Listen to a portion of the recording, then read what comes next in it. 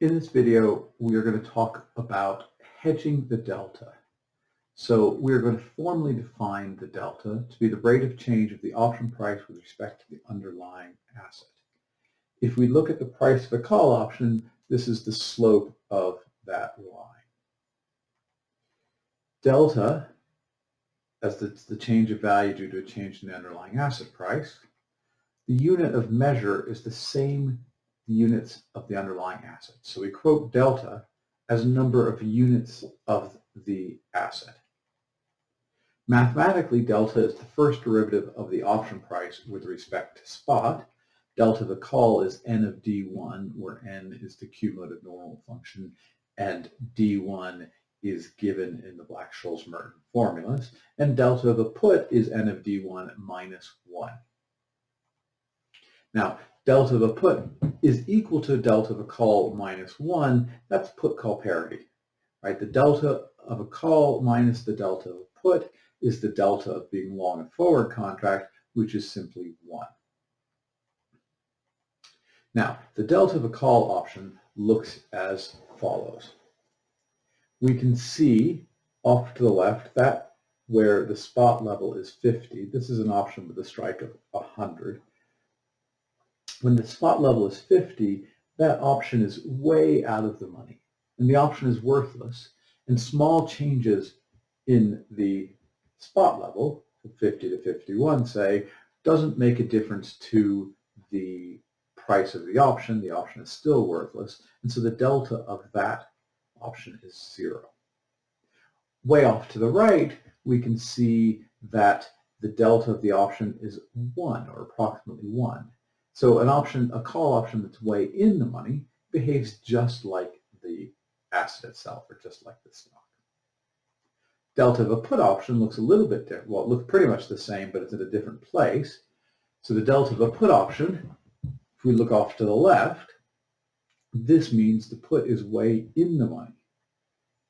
The put option behaves as if you are short 1 unit of the asset. And then if you look off to the right, the option is way out of the money. And again, the option is worthless, and small changes in the asset value don't make any difference to the fact that it's worthless. And so the delta is 0. Now, delta is additive across multiple positions. So if we have a portfolio with multiple options, we have the delta of the portfolio is the sum of the number of each option times the delta of each option. So for example, if we had 10,000, say there was just one option, but we had 10,000 call options, then the delta of that portfolio would be 10,000 times the delta on one option. Now, the delta of 1 unit of the underlying asset is 1. And so if we put into our portfolio n units of the asset, the delta of the portfolio becomes n plus the sum of ni times delta I. The goal of delta hedging is to make one indifferent to whether the price of the asset increases or decreases. We know from a little bit of calculus that the expected P&L from a small move in the underlying asset is approximately the delta of the portfolio times the change in S.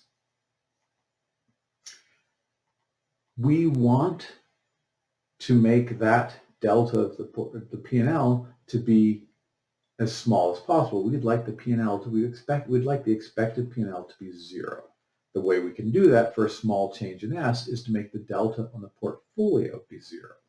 So if we have a portfolio with some delta, then if we trade negative that delta of the asset, we'll have a new portfolio with 0 delta. And this makes us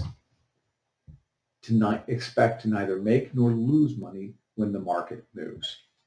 Now, this is an approximation. There will be P&L when the market moves, and depending on one's position, it can be positive or negative. Now, if we go think about our charts, when we delta hedge by trading the underlying asset, remember the delta on the underlying asset is 1, we are going to shift the delta chart up or down so that it is 0 at the current asset price. And if we go back and look at those call or put delta charts that we started with, and we delta hedge, they transform to be the same thing. Again, the spot level is 100, And at that spot level of 100, we have a delta of 0. So if this were the call that we started with, it has shifted the chart down. And if it is a put, it's shifted it up. But it's turned out to be exactly the same thing, and this is, again, an application of put-call parity.